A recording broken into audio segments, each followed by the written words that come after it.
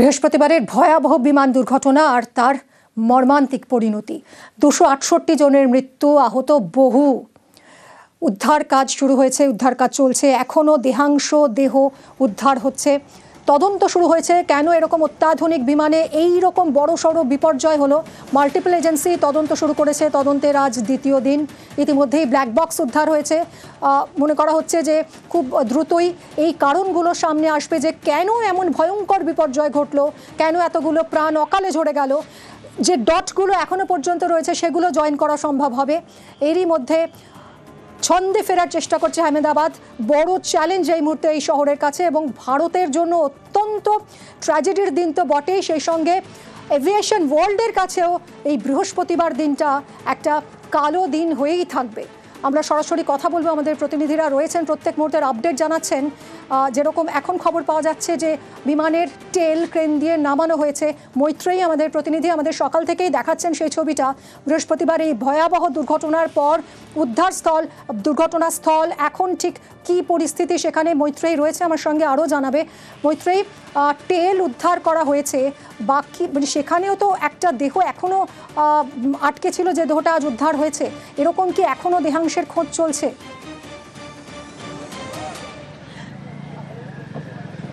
দেখো, একেবারেই টেল উদ্ধার করা হয়েছে এবং যেটা মনে করা হচ্ছিল যে তদন্ত, যেটা উদ্ধারকারীরা মনে করছিলেন যে এই টেল পোর্শনে বেশ কিছু দেহ আটকে থাকতে পারে এবং সেই টেল পোর্শন থেকেই কিন্তু আজকে 11টা নাগাদ একজন মহিলার দেহ উদ্ধার করা হয় এবং সেখান থেকে এখন ক্রেন দিয়ে এই টেল পোর্শন নামানো হয়েছে। গতকাল থেকে চেষ্টা করা হচ্ছিল যে এই টেল পোর্শনটাকে যাতে নামানো যায়, কিন্তু অবশেষে সেই টেল পোর্শন নামানো সম্ভব হয়েছে এবং এখনও যে বিল্ডিংয়ের যে ভাঙা অংশগুলি রয়েছে সেইখানেও কিন্তু দেহের খোঁজ চলছে, যে সেখানে কোনো খাঁজে কোথাও কোনো দেহ আটকে রয়েছে কিনা বা দেহাংশ কোনো আটকে রয়েছে কিনা সেটারও খোঁজ কিন্তু এখন করা হচ্ছে। মৈত্রেয়ী, ধ্বংসস্তূপকে পুরোপুরি সরানো সম্ভব হয়েছে নাকি এখনো সেই কাজ চলছে?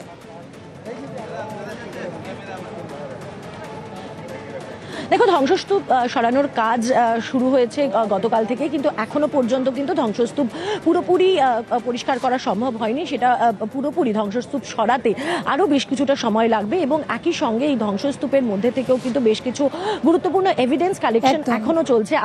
আজও তদন্তকারী সংস্থারা তারা প্রত্যেকে তাদের টিম নিয়ে এসেছিল এবং তারা যে সমস্ত স্যাম্পলস আছে সেই সমস্ত নমুনা তারা সংগ্রহ করেছে। যে সমস্ত এভিডেন্স কালেক্ট করার দরকার, একেবারে অন দ্য স্পট থেকে যে সমস্ত এভিডেন্স কালেক্ট করা দরকার সেই স্পট এভিডেন্স তারা কালেক্ট করেছে এবং তাদের এই গোটা প্রক্রিয়াটি শেষ হওয়ার পরেই কিন্তু আস্তে আস্তে যে সমস্ত ডেব্রিসগুলো রয়েছে সেগুলোকে ক্লিয়ার করে দেওয়া হবে। মিমি, ধন্যবাদ মৈত্রেয়ী। হস্টেল এখনো ধ্বংসস্তূপ, টেবিলেই পড়ে রয়েছে খাবার, অনেক কিছু পুড়ে ছাই হয়ে গেছে। আহমেদাবাদ এয়ারপোর্টের কাছে বিজে ডাক্তারি হস্টেল, যেখানে ভেঙে পড়েছিল এই বিমান, একেবারে ছারখার।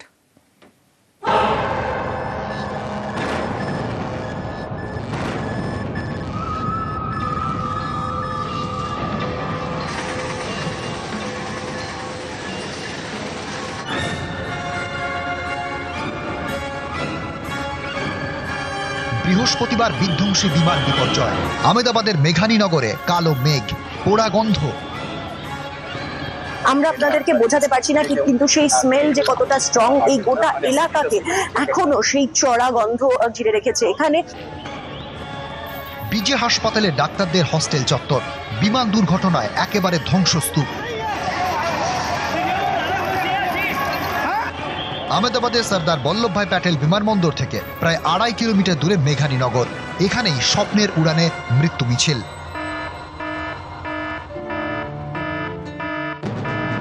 ডাক্তারি পড়ুয়াদের এই হস্টেলে বৃহস্পতিবার দুপুরে ধাক্কা মারে এয়ার ইন্ডিয়ার বিমান।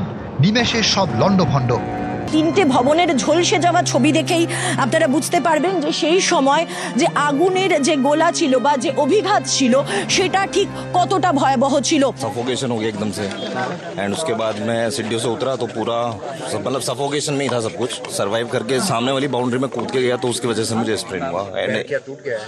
नहीं टूटा नहीं, स्प्रेन जैसा है। अभी एक्सरे करवाया, ठीक है। अगर 10-15 सेकंड में रुक जाता तो फिर मैं नहीं निकल पाता। हमने देखा, आसमान में देखा तो बहुत ब्लैक धुआं उठ रहा था। साइड पर जाने की कोशिश की तो आगे गए जैसे ही तो हमने देखा कि कुछ लोग आग की चपेट में आ चुके थे, जो उससे घायल हो चुके थे। 108 और फायर ब्रिगेड को अपडेट किया। राहदारी थे ना जो रास्ते में वहां से निकल रहे थे, वो भी इंजर्ड हो गए थे और कई लोगों को तो बहुत ज्यादा इंजरीज हो गई थी, उनके स्किन वगैरह सब जल गई थी। এই দেখুন, এটা বিজে মেডিকেল কলেজের হস্টেলের ছবি। এখানেই এয়ার ইন্ডিয়ার বোয়িং বিমান ধাক্কা মারে। এই দুর্ঘটনায় একাধিক ডাক্তার পড়ুয়ার মৃত্যু হয়েছে। ড্রিম লাইনারের ধাক্কায় চুরমার ডাক্তার হওয়ার স্বপ্ন মুখ থুবড়ে পড়েছে স্বপ্নে টানা। শুক্রবারও হস্টেলের বুকে গেঁথে বিমানের একটা অংশ। গোটা হস্টেল জুড়ে পোড়া দাগ।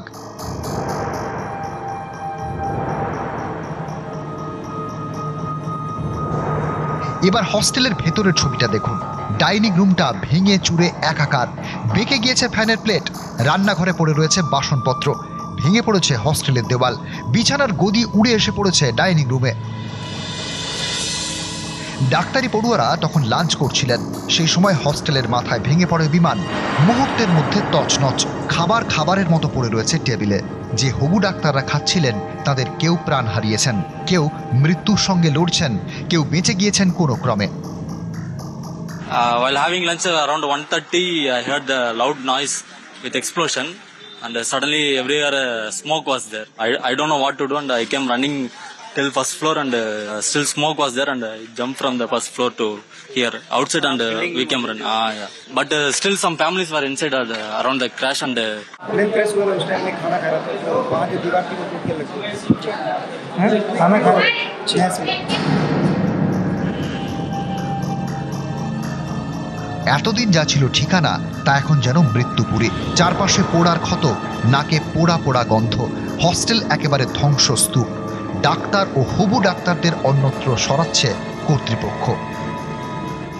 I was inside my room, I was having my lunch, तभी blast हुआ और I just jumped from the balcony. Flat से निकलना पॉसिबल नहीं था, तो I jumped through my balcony, that's why I got injured. बस घर नहीं जा रहे हैं हम, बस जहाँ पे हमें रेजिडेंस मिल जाएगा अभी हम वहाँ पे जा रहे हैं। हमारा सामान इतना नहीं चला है, दूसरी साइड का ज्यादा चला है, बट हमने जितना एसेंशियल था वो निकाल दिया।